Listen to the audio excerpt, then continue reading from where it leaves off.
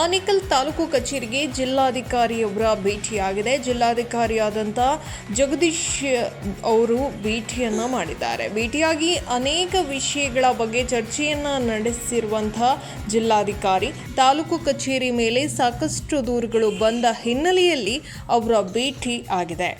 ಜೊತೆಗೆ ತಾಲೂಕು ಕಚೇರಿ ಅಧಿಕಾರಿಗಳಿಗೆ ಸರ್ಕಾರಿ ಸ್ಥಳದ ವಿಚಾರದಲ್ಲಿ ಎಚ್ಚೆತ್ತುಕೊಳ್ಳುವಂತೆ ಸೂಚನೆಯನ್ನು ಕೂಡ ನೀಡಲಾಗಿದೆ. ತಾಲೂಕು ಕಚೇರಿಯಲ್ಲಿ ಕಂದಾಯ ಅಧಿಕಾರಿಗಳಿಂದ ಆಗುವಂಥ ಕೆಲಸಗಳಲ್ಲಿ ಶೀಘ್ರವಾಗಿ ಮುಗಿಸಬೇಕು ಎಂಬ ಚರ್ಚೆ ಕೂಡ ನಡೆದಿದೆ. ತಹಶೀಲ್ದಾರ್ ಎಸಿ ಪ್ರಕರಣಗಳು ಬೇಗ ಮುಗಿಸುವ ನಿಟ್ಟಿನಲ್ಲಿ ಮುಂದಿನ ಕ್ರಮಕ್ಕೆ ಸೂಚಿಸಿರುವಂಥ ಜಗದೀಶ್ ಕಂದಾಯ ಅಧಿಕಾರಿಗಳ ಸಭೆಯನ್ನು ನಡೆಸಿದ್ದೀನಿ.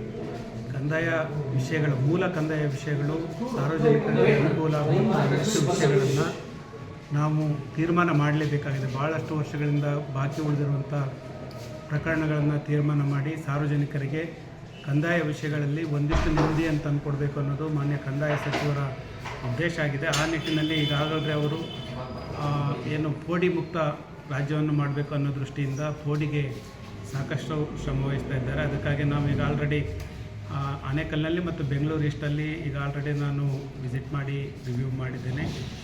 2 ದಿನಗಳ ಹಿಂದೆ ಯಲಹಂಕ ತಾಲೂಕು ವಿಸಿಟ್ ಮಾಡಿ ಕಂದಾಯ ಅಧಿಕಾರಿಗಳ ಸಭೆಯನ್ನು ನಡೆಸಿದ್ದೇನೆ.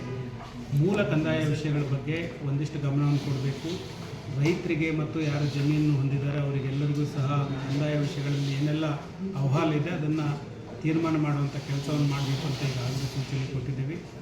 ನಿಮಗೆಲ್ಲ ಗೊತ್ತಿರುವಂತೆ ಭಾಳ ವರ್ಷಗಳಿಂದ ಜಮೀನು ಮಂಜೂರಾಗಿದೆ, ಆದರೆ ಪೋಡಿ ಆಗಿಲ್ಲ. ಪೋಡಿ ಆಗದೇ ಇರೋ ಕಾರಣಕ್ಕಾಗಿ ಅವರು ಮುಂದಿನ ಟ್ರಾನ್ಸಾಕ್ಷನ್ ಮಾಡೋದು ತೊಂದರೆ ಆಗಿದೆ.